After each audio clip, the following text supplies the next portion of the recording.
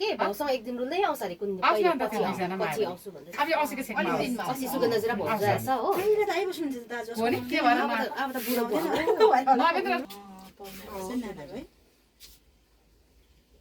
टिकाको दिन तल्लो घर माथिल्लो घर 4 घरे भेला भएको कम्ती होइन झ्याउ झ्याउ पर्छ मलाई भने चाहिँ टाउको पानी छ त्यही त पर्छौँ पर्छ त मैले पनि त्यस्तै लाग्यो ए चन्दनै हाल्दियो ए पानी दुधु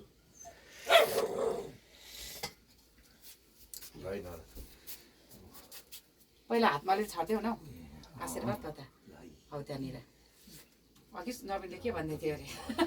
मानिसले कहाँ त्यसो थाप्नु भन्दै थियो अरे आमालाई जिस्काएको नि हौ एकदम 100 वर्षको आइपर्छ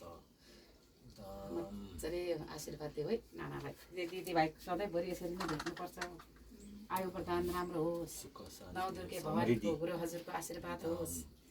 परमेश्वर विशाली हुनु एकदम काटिएर जाओस् तैले तैले यसरी नै दिदीभाइहरू भेट्नु पाओस्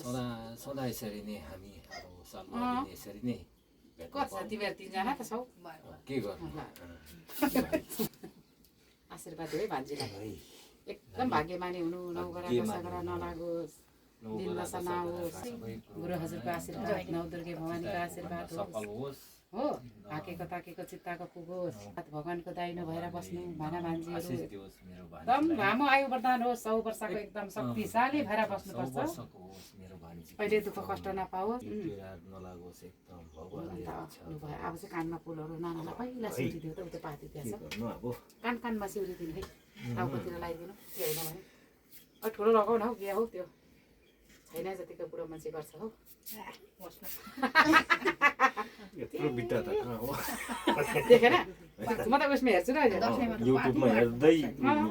आउँछ न फुल त यत्रो बिटा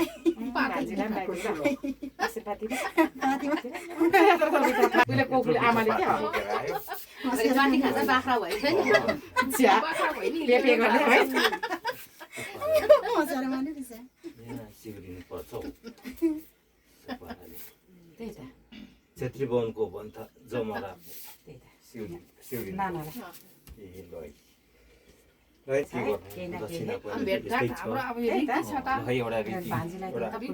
फुलको साथी मात्रै है नानी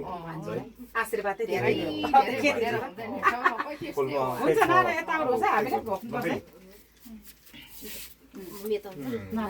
है आउनु नि के भन्ने बानी पुरा आइतिर हुन्छ पाउँछ हवस् भन्नुपर्छ खुट्टा सुन्नुहोस् है सुन्ने चाहिँ खुट्टा सुन्नु हुँदैन लु तिमीहरूलाई ढोक है तिमीहरू पनि ढोक है नानी के छैन टाउकोमा हुन्छ हुन्छ मलाई पनि पर्छ आज यता नानालाई ढोक्नुपर्छ गएर तिमीहरूले आउनुहोस् है नाना नाना बता नाना सधैँ यसरी नै भेटेर हजुर आफ्नो नानालाई ल ल नानी ल ल खुट्टा ढोक्नु हुँदैन ल बाजे